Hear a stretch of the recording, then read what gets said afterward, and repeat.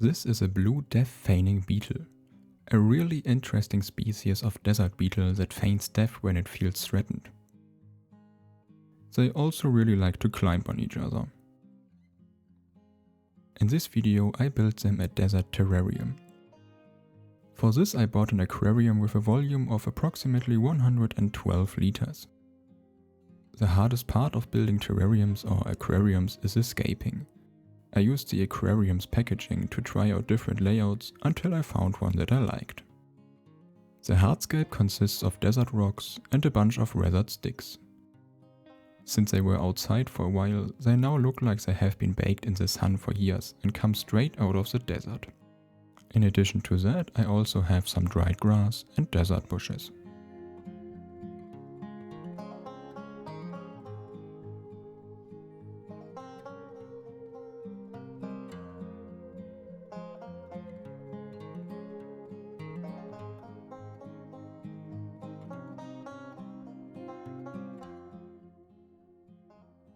A crate in the bottom protects the glass from the heavy stones and distributes the weight evenly.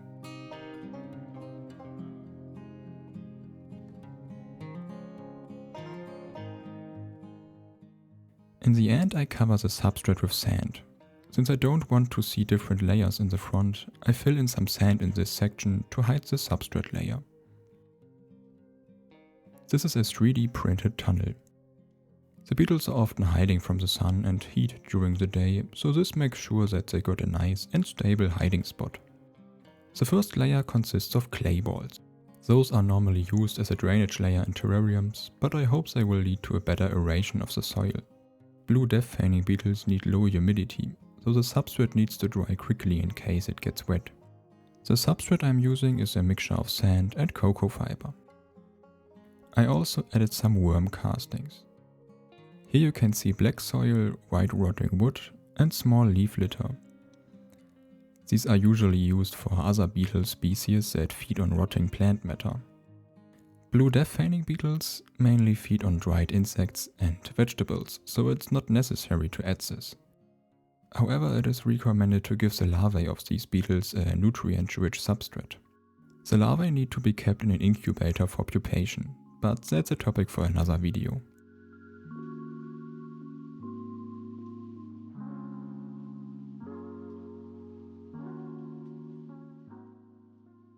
Now that the substrate is in, I can add the rocks.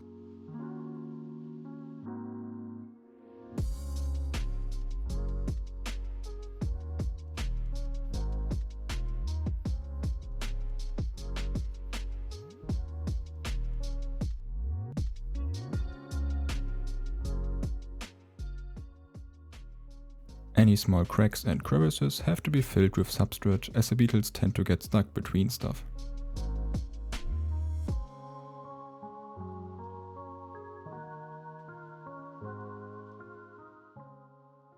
On top of the substrate goes the desert sand.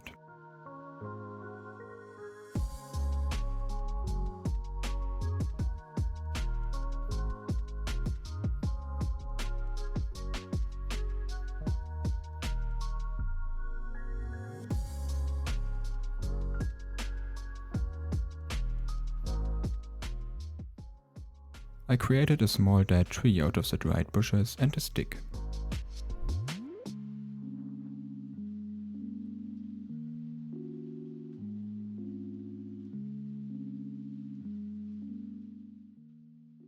The plants I'm adding here were grown without pesticides. This is very important if you want to keep plants and insects, especially beetles, together. Most plant shops use a lot of pesticides to keep their plants healthy and good looking. So I contacted various shops until I found a bunch of nice succulents that were grown without pesticides.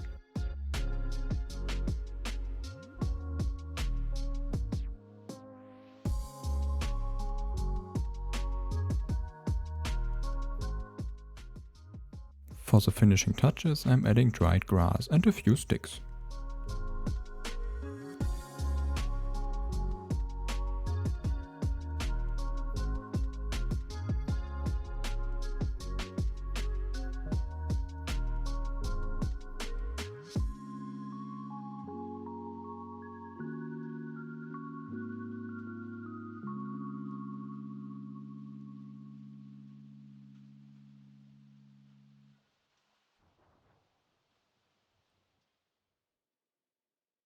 And now I have to wait. After almost 2 years of waiting and searching, they are here.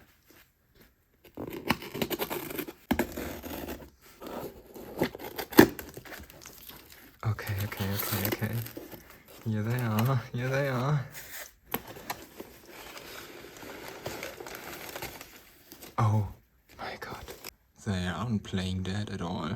They are extremely active right now.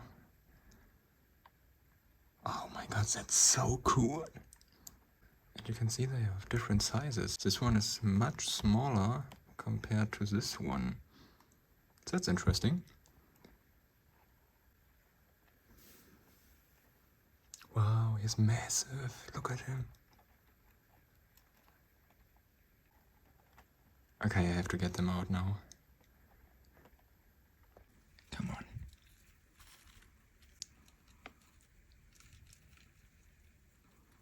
Yes, nice. Their trip couldn't be that bad if they immediately start going at it.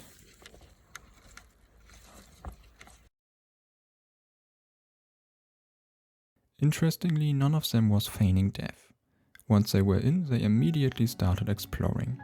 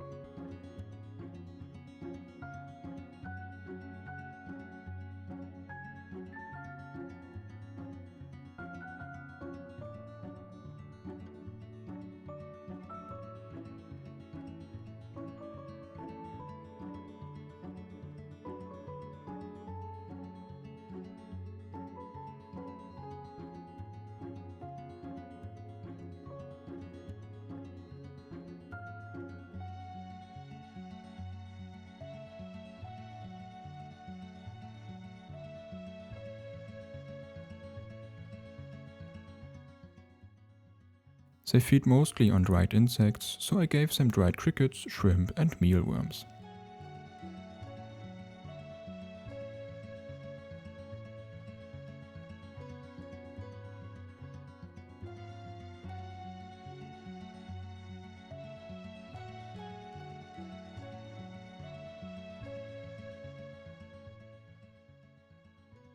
After a while the beetles settled in nicely. They often stay in groups and like to climb all over each other.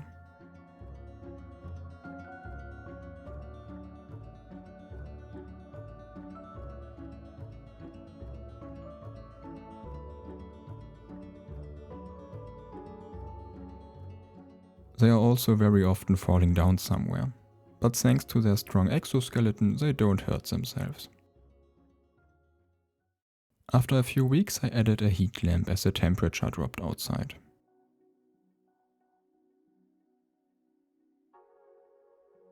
They are extremely picky eaters, and it seems like each one prefers a different type of food. So I got them a small insect drink dispenser, as I was worried that they don't get enough water if some don't like the vegetables I'm giving them. I spread their food all over the terrarium, so they would definitely find something.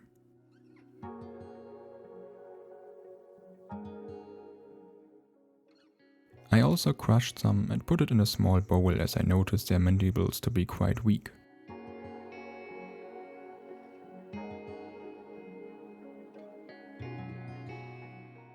What you see right here is a male starting to mate with a female. You can differentiate the males from the females by their hairs on their antennae. They rub those over the back of the females.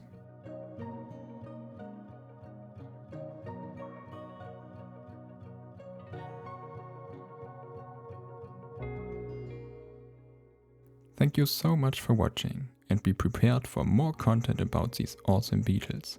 Have a great day.